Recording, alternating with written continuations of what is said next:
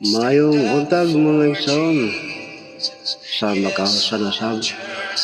Anilusan kita ni ako na sa kabuntagon. Adlong Domingo. Pizza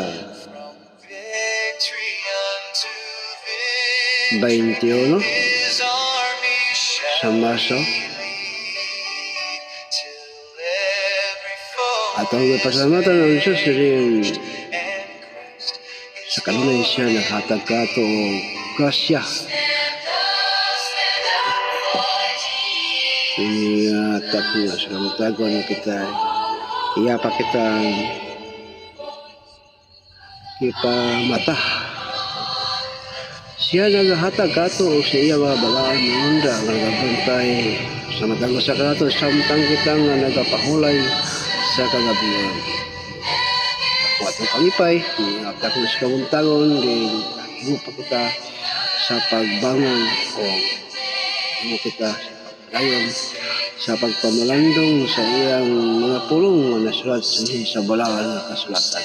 At ang pamalandong ng isoon ang nasulat din sa balangan ng kasulatan sa Salmo Kapitulo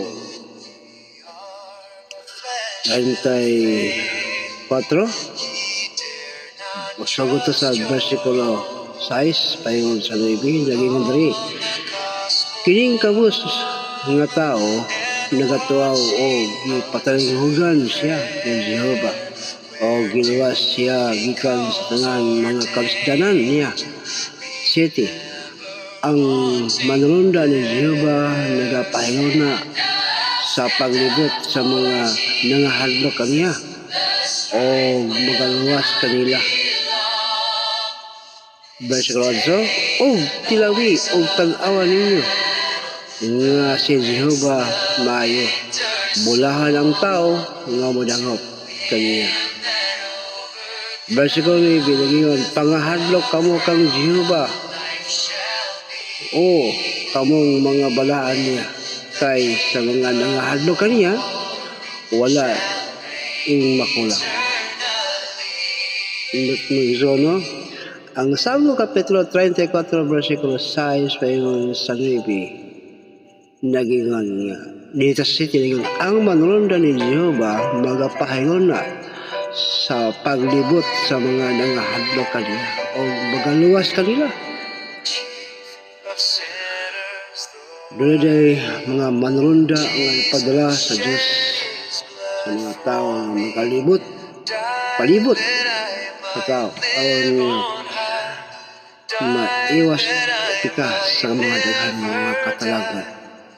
Sa hindot yun ng atong soron ang Diyos, atong higalaon ng Diyos o matod pa rin sa balaan kasulatan nga adunay kita yung pagkahadlok kaniya.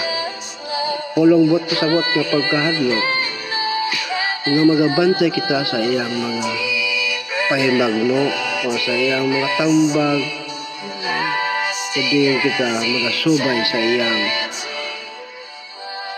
mga pulong nga gihatag niya kanato guide din sa kalibutan nga samtang kita nagsilawi pa nagpaabot sa iyang ikaduhang pagkain. Ecclesiastes 12:13 nagingon ang Diyos.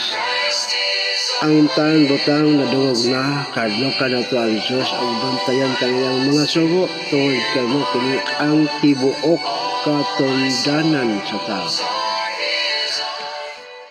Sa Salmo Kapitulo 34 versikulo 9 sa katapusan nga versikulo nga atong pamalandongan nagingon pangahadlok kamo kang Jehova o kamong mga balaan niya. Kaysa mga nangahadlok kaniya wala agyoy nakulang. Ang Diyos nagapanalangin kanatong tanan. Mayong buntag o dalay ng Diyos sa walay katapusan.